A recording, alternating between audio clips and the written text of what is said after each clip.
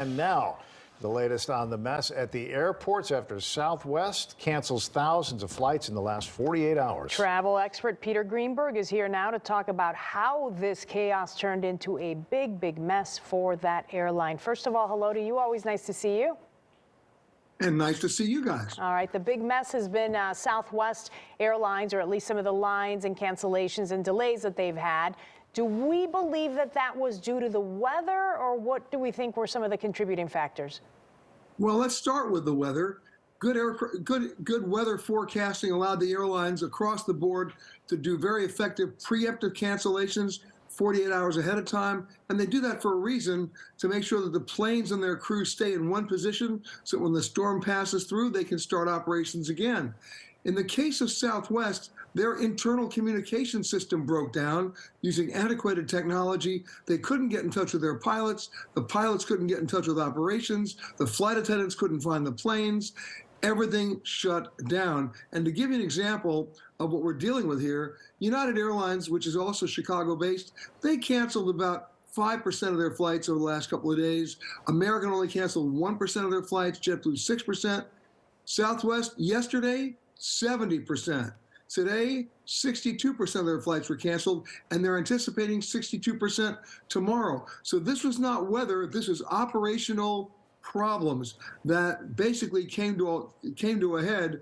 And when an airline shuts down for, let's say, 12 hours, it takes them about 36 hours to get back on track. That's assuming they know where everything is. That's not the case this time. Southwest has essentially thrown in the towel this week, and they're really not going to operate more than maybe a third of their flights, if they're lucky, until Sunday or Monday. You know, the pilots union, I think, agrees with you talking about that technology with the scheduling, but I want to put the focus right now on the passengers. What is your advice to them? We've been talking a lot about travelers' rights. What can they reasonably expect going forward here?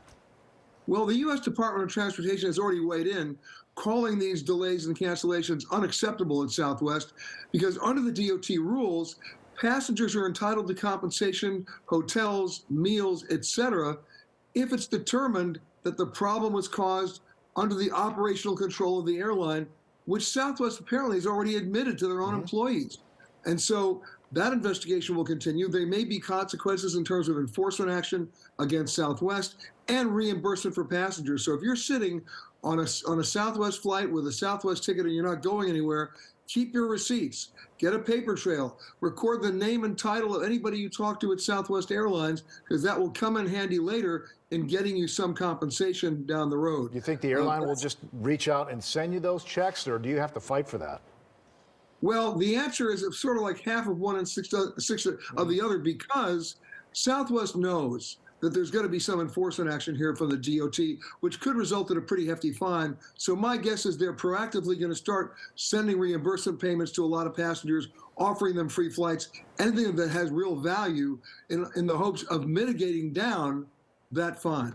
So sort of a way to make nice with the passengers and the travelers. Okay, so I got to ask you this. If it's a system issue, an antiquated system issue, what are they doing? Have they done any work now to try to fix that so that a year from now, 2 years from now, we're not sitting in the same spot? Well, let's just call this a very expensive lesson that they've learned. Now they've got to apply that lesson, which means they're going to have to invest in the technology and the staff and the personnel to make it work. You know, you can have all the expensive algorithms you want to project demand and set prices, but if you can't control your airline in terms of its operations, there's no revenue coming in. What Southwest has not really been forthcoming, getting out in front of this and explaining.